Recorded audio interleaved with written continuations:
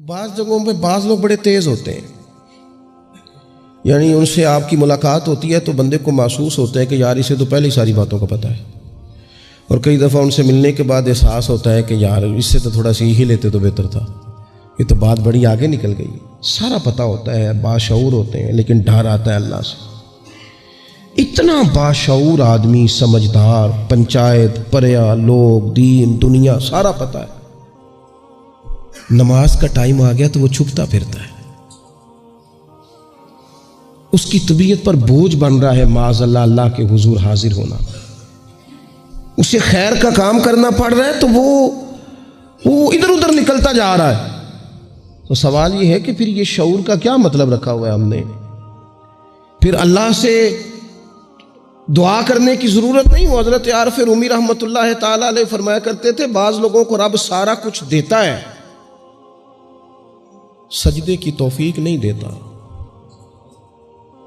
اس کا مطلب یہ ہے کہ وہ کہتا ہے یہ سارا کچھ لے اور نکل جا، میرے گھر نہ آنا، رکھ سارا کچھ پاس۔ رب سے عافیت مانگی جائے، اس سے اس کا فضل مانگا جائے، اس سے اس کا کرم مانگا جائے۔ اللہ کے پیارے رسول صلی اللہ تعالی علیہ وآلہ وسلم اس عافیت مانگنے پر زور دیتے، توجہ دیتے۔ میں آپ کو صحیح بتاتا ہوں، رب نے اگر کسی بندے کو عافیت میں رکھا ہو نا تو حالات کیسے بھی برے چل رہے ہوں اس کا بگاڑ کچھ نہیں سکتے۔ اور اللہ تعالیٰ معاف کرے 100 دفعہ خاکم بدہن، اگر کسی وقت اس کے کرم کی نگاہ پھر جائے تو پھر سارے اسباب سمیت بھی انسان اپنے پیروں پہ کھڑا نہیں رہ سکتا۔ اس سے جب تک طلب کرم نہیں ہوتا، طلب عافیت نہیں ہوتی، اس کی بارگاہ سے جب تک بندہ مومن پورا رجوع نہیں کرتا، یہ عافیت اتنی اعلیٰ چیز ہے کہ نبی پاک علیہ السلام نے فرمایا اذان اور اقامت کے درمیان جو وقت ہوتا ہے اس میں دعائیں رد نہیں ہوتی۔ دعا مانگا کرو گے تمہاری اللہ اپنے فضل سے قبول کر لے گا۔ عرض کی یا رسول اللہ کیا مانگے؟ تو فرمایا عافیت مانگو رب سے۔ حضرت انس بن مالک حدیث کے راوی ہیں رضی اللہ تعالیٰ عنہ، یہاں بھی فرمایا یہ عین قبولیت کا ٹائم ہے، اب اللہ سے عافیت مانگ لو، اس کی پناہ۔ ہم دعاؤں میں بھی محدود ہو جاتے ہیں۔ رب دا طالب کوئی نہ ملیا، جو ملیا طالب زردہ ہو۔ جب عافیت، ایک بزرگ تھے ہر وقت اللہ سے عافیت مانگتے تھے، ہر وقت اللہ سے عافیت مانگتے تھے، ہر وقت عافیت مانگتے تھے۔ لوگوں نے پوچھا، لوگ ان کو صالح جانتے تھے، نیک سمجھتے تھے، کہ حضور آپ اور کوئی دعا مانگتے نہیں، عافیت ہی مانگتے ہیں۔ فرمانے لگے میں مانگا کرتا تھا شروع میں، بعد میں خیال آیا ہے اور بھی دعائیں مانگا کرتا تھا، یہ احساس بعد میں نصیب ہوا۔ فرماتے میں مزدوری کرتا تھا، مال برداری کرتا تھا، ایک جگہ پہ ڈیوٹی کر رہا تھا تو تھک گیا، اور وہ جو کام لینے والے لوگ تھے ان کے رویہ بھی بڑا ترش تھا، تکلیف ہوئی۔ تو میں نے اپنے مالک کی بارگاہ میں عرض کی، مالک اگر 2 روٹی بغیر مجھے مشقت کے مل جائے دن میں تو تیری بارگاہ تو بڑی کریم ہے۔ کہتے ہو میں نے یہ دعا مانگ لی، ذرا میں تھوڑا آگے بڑھا تو 2 بندے آپس میں لڑ رہے تھے، میں ان کی صلح کرانے کے لیے، انہیں بچانے کے لیے آگے بڑھا، تو میں جس کو چھڑا رہا تھا دوسرے نے میرے اوپر ضرب لگا دی، میرا بھی سر پھٹ گیا۔ تھوڑی دیر کے بعد وہاں پولیس آ گئی، وہ تینوں کو لڑنے والا سمجھ کے اٹھا کے لے گئے، مجھے جیل ہو گئی۔ 2 روٹیاں بغیر مشقت کے روز ملنی شروع ہو گئی۔ دعا مانگی تھی نا کہ یا اللہ 2 روٹیاں مل جائے نا بغیر مشقت کے، کہتے وہ 2 روٹیاں روز ملتی، کوئی کام نہیں کرنا پڑتا تھا، پر جیل ہو گئی۔ فرماتے میں بڑا پریشان تھا، روز روٹیاں پابندی سے آتی اور بہترین آتی، کھانا ملتا۔ پھر کچھ عرصے کے بعد میں نے سوچا کہ یار یہ دعا تو قبول ہو گئی نا تیری، اب تو اگر اس پر کوئی الگ بات کرے گا تو وہ تو غلط کرے گا۔ کہتے پھر خود ہی میرے دل میں اللہ نے بات ڈالی اور میں نے عرض کی مالک 2 روٹیاں نہیں، مجھے تو عافیت چاہیے، مجھے تو عافیت دے، میرے اوپر تو کرم فرما، تو نظر رحمت کر، جے ایک قطرہ بخشے مینوں، جے ایک قطرہ بخشے مینوں تے کام بن جاندا ہی میرا، مہربانی کر عافیت عطا کر۔ فرماتے پھر خدا نے کرم کیا، کہاں سے اسباب بنے میرے جیل سے چھوٹنے کے، کون کون میرے ضمانتی بنے اللہ ہی جانتا ہے۔ فرماتے ہیں دروازے بھی کھل گئے، رزق بھی ملتا ہے، صحت بھی میسر ہے، سجدہ بھی کر لیتا ہوں، سویرے تلاوت بھی کرتا ہوں، شام کو مدینے والے کی بارگاہ میں رج کے درود و سلام بھی عرض کرتا ہوں۔ میں ممکن ہوتا ہے تو کسی غریب کی داد رسی بھی کرتا ہوں، اب سمجھ آئی ہے ربنا آتنا فی الدنیا حسنۃ وفی الآخرۃ حسنۃ وقنا عذاب النار۔ اب سمجھ آئی ہے رب سے جب بھی مانگنا ہے عافیت ہی مانگنی ہے، اس سے کرم مانگ۔ ہم نے محدود دعائیں رکھی ہوئی ہیں، محدود، وہ جی فلانا کام میرا ہو جائے تو بھئی وہ ایک ہو گیا، اس کے بعد پھر نئی ٹینشن بن جائے گی۔ نہیں، میں جی بچوں کی شادی کر لوں جی پھر میں فارغ ہوں۔ آپ شادی کر کے دیکھیں، لاگو پتہ جائے گا کیسے فارغ ہوتے ہیں۔ آپ یہاں رکتے کیوں ہیں؟ آپ خدا سے عافیت کیوں نہیں طلب کرتے؟ اس کی بارگاہ سے وہ کیوں نہیں مانگتے کہ جو ایک قطرہ ملے تو دنیا اور آخرت کے سارے کام ہو جائے؟ اس سے اس کی رحمت کا سوال کرے، اس سے اس کے کرم کا سوال کرے۔ اللہ کی بارگاہ میں بھی حاضر ہونا اور جچی تلی اور جناب ناپ تول کر اور محدود چیزوں کا سوال کرنا، مالک سے مانگیں، اور وہ جب دیتا ہے تو دیتا بھی بے حساب ہی ہے۔ وہ جب عطا کرتا ہے تو کرم کے دروازے کھول کے عطا کرتا ہے، ورنہ تو ایک الجھن سے انسان نکلتا ہے دوسری میں الجھ جاتا ہے، ایک گتھی کو سلجھاتا ہے۔ پھر اقبال رو پڑے تھے، کہنے لگے میں عقل کی گتھیاں سلجھا چکا ہوں، یا رب مجھے صاحب جنوں کر دے۔ اللہ یہ بڑا میں نے ہیر پھیر دیکھ لیا، مجھے دیوانہ بنا، اب مجھے جنون ہو، اب میں کسی کے لیے رویا کروں، اب میں کسی کی یاد میں تڑپا کروں، اب میں رات کسی کے لیے میری آنکھیں بیدار رہیں۔ یہ بڑی ہو گئی دنیا داری، عقل کی گتھی حالانکہ نہیں سلجھتی، پر اقبال کہتے ہیں عقل کی گتھیاں سلجھا چکا ہوں، یا رب مجھے صاحب جنوں کر دے۔ اور پھر کہنے لگے بجھی عشق کی آگ اندھیر ہے، اب یہ مسلمان نہیں، یہ خاک کا ڈھیر ہے، تو مٹی بن کے رہ گیا کیا؟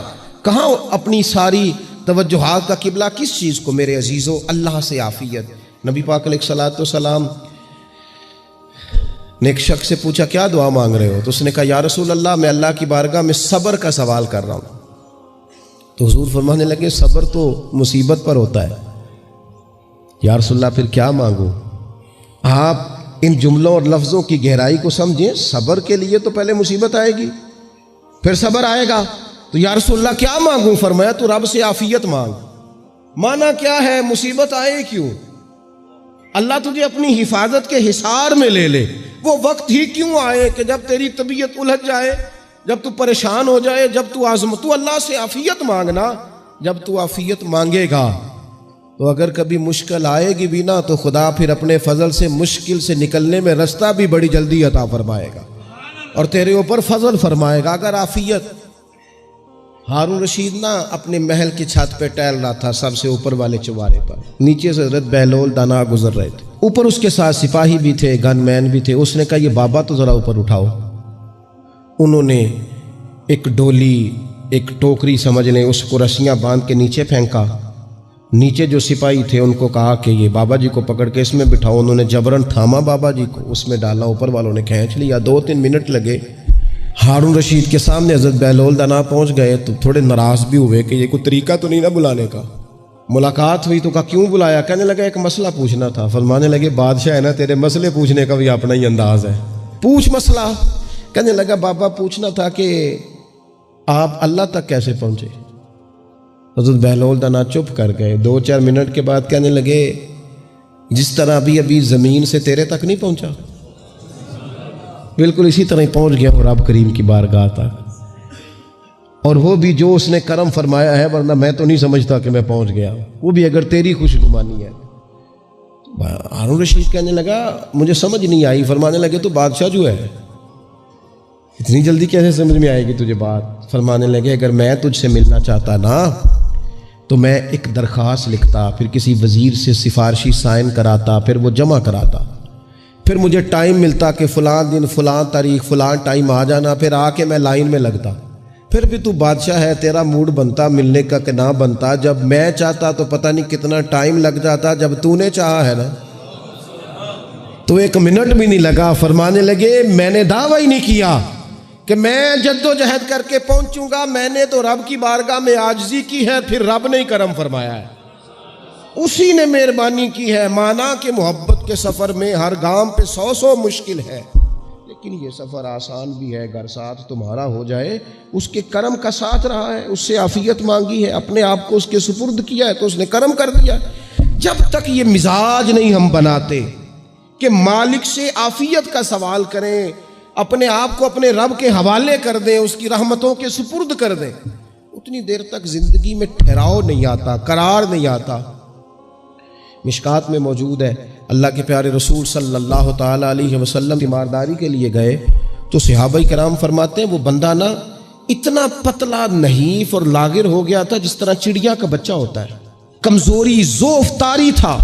تو محبوب کریم نے اسے دیکھا تو بڑے کریمانہ انداز میں کریم فرمانے لگے، تو کوئی دعا نہیں مانگتا، تو عافیت نہیں مانگتا اللہ سے؟ عرض کی یا رسول اللہ صلی اللہ تعالیٰ علیہ وسلم، میں نے اپنے رب کی بارگاہ میں عرض کی ہے مالک قیامت کا عذاب بڑا سخت ہے، میں نہیں برداشت کر سکتا، تو نے اگر مجھے کوئی سزا دینی ہے تو یہیں دے لے، قیامت کو نہ دینا۔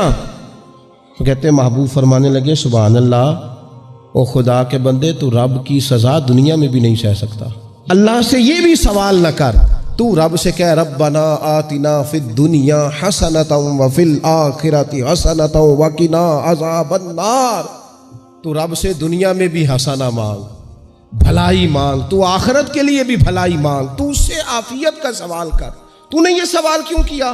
عرض کی یا رسول اللہ کرم ہو گیا ہے، مجھے سمجھ آ گئی، اب میں اسی طرح ہی کروں گا۔ عزیز دوستو، ہم کہاں سہ سکتے ہیں؟ ہم دنیا میں رب کی سزا ہم نہیں سہ سکتے، ہم کمزور ہیں، تو گرمی نہیں سہ سکتے، شدید سردی نہیں سہ سکتے، شدت کی بھوک لوگ نہیں سہ سکتے، کوئی آزمائش نہیں سہ سکتے۔ وہ جو لوگ بعض اوقات کہہ دیتے ہیں نا جی فلاں چیز ہمارے اعمال کا نتیجہ ہے، تو میں کیا کرتا ہوں نہ کو یار، ہم تو یہ بھی نہیں سہ سکتے، ہم کہاں برداشت کر سکتے ہیں، ہمیں تو وہ معاف ہی فرمائے، ہم حساب والے ہے ہی نہیں، ہم تو صرف معافی والے ہیں۔ ہم سے نہ حساب پوچھے، اس نے حساب پوچھا تو پھر تو بڑی مشکل ہو جائے گی، اگر اس نے حساب پوچھا تو بڑی رسوائی ہو جائے گی، اگر حساب پوچھا تو مشکلات سامنے دکھائی دینے لگ جائیں گی۔ ہم سے تو وہ درگزر والا معاملہ کرے، ہم سے تو وہ کہے جا میں نے محبوب کے صدقے تجھے معاف کیا، جا تیرے لیے رحمت اور بخشش والا فیصلہ